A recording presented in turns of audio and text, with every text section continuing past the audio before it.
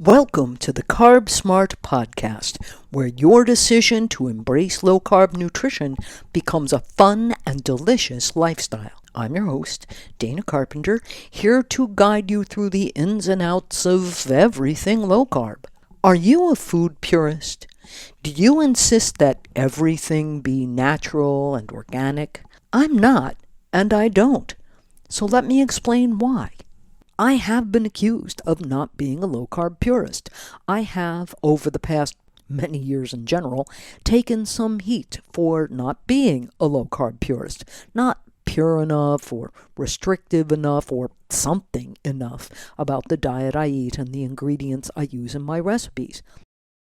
Like, subscribe, and hit that notification bell because you don't want to miss a single episode. Years ago, I was accused of something very close to a major character flaw in a discussion about sucralose by a woman who was infuriated that I would use such an evil ingredient, and that I dared to suggest that perhaps stevia was not utterly safe beyond all question. I've been taken to task for using and eating polyols. I've been told that I should only use and only recommend organic grass-fed meat, and that suggesting it's okay to eat battery eggs, that is, factory farmed eggs, is just plain wrong. Sorry to disappoint, folks, but I'm not a purist. I will readily admit that grass-fed meat is better both for one's health and for the environment than meat from confined animal feedlot operations. For years, we kept chickens in our backyard and therefore regularly ate eggs that were superior to grocery store eggs, especially in the summer when the chickens would free range and eat lots of bugs and clover. I have no problem with people using stevia if they prefer it to sucralose. That's fine. I use stevia more than sucralose myself. That said, I have grocery store meat in my freezer and thawing in my kitchen. Before we had chickens, and since the last got eaten by a predator, I mostly bought and buy pastured eggs, but I'm not above buying grocery store eggs when they're super cheap. I buy pasteurized, non-organic, half and half and cream, and blocks of standard cheddar, Monterey Jack, and Swiss, and even, gasp, grated Parmesan in the green shaker. Generally, the house brand. Why? The same reason many people are buying stuff they consider somewhat south of optimal these days. Money. I quite frankly can't afford to buy all $10 a pound and up meat. I can't afford $15 a quart for raw cream. Happily, raw milk grass-fed cheese has come down in price, but I still buy a lot of grocery store block and shredded cheese instead of paying $8 a pound and up all the time. I'd lose weight all right eating that stuff because I'd have to eat less than half of what I usually do now to be able to call myself a low-carb purist. Similarly, I think well of erythritol and stevia or erythritol and monk fruit blends, and happily they are coming down. But I'll understand if you can't afford sweeteners that currently start at $13 a pound. If you can afford this stuff and you want to buy it, go for it. I think it's great. But my main concern has been, and remains, macronutrient balance. Fat, protein, carbs. Altering this has been far and away my most powerful tool to lose weight and improve my health and energy. I started by swapping out brown rice, whole wheat bread, whole grain cereal, and potatoes for, yes, grocery store meat, eggs and cheese, and non-starchy vegetables, and that, right there, was the most important change. Everything else I have done falls into the category of minor tweaks in comparison. 80% or more of the improvement to my health came from whacking the carbs out of my diet. So, yeah, I occasionally use sucralose.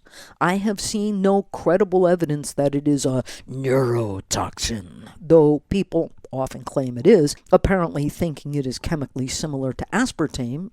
It is not. I have seen evidence that sucralose can cause thymus shrinkage and kidney swelling in rats in enormous doses, far, far beyond anything I consume or you consume, really, than anyone consumes. I have also seen studies indicating that in similar ridiculous doses, stevia may interfere with fertility in rats, and studies indicating that it causes abdominal fat deposition in chickens.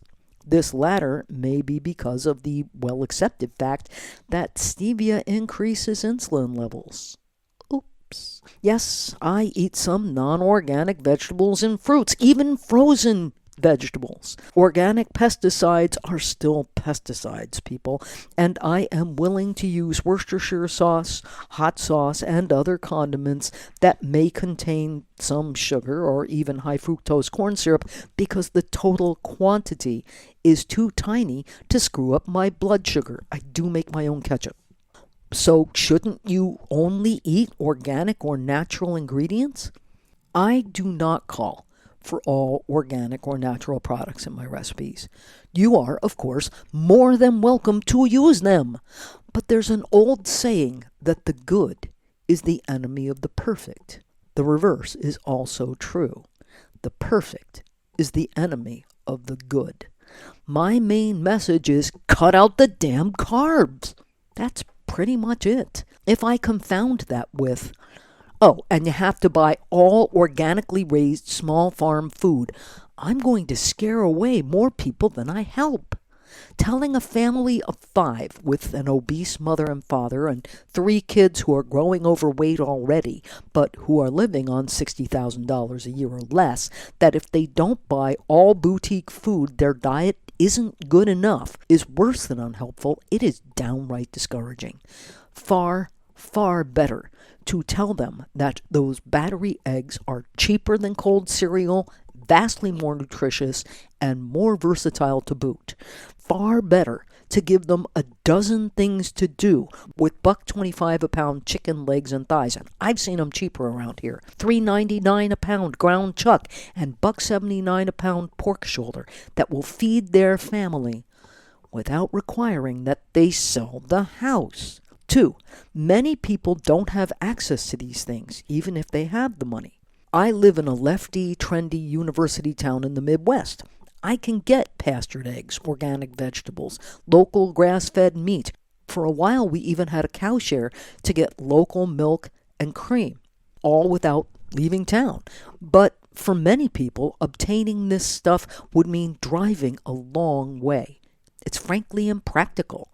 Should I tell them, sorry, too bad, guess you'll just have to lose your kidneys and toes and eyesight to diabetes? Or should I tell them how to get 80% or more of the improvement possible with food from their very own local grocery store? I have hopes that as the popularity of grass-fed and pastured meat and eggs grows, as the public demand for raw milk, grass-fed cheese increases, these foods will become more widely available and will come down in price.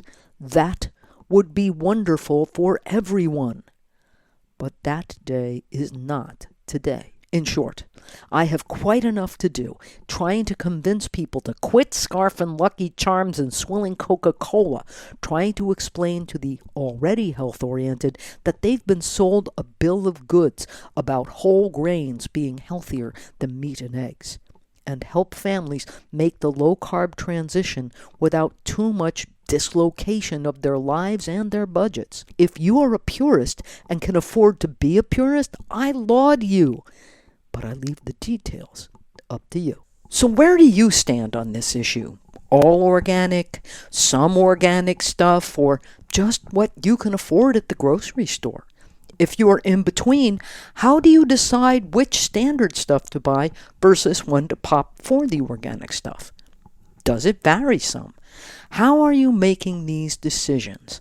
Let us know in the comments below.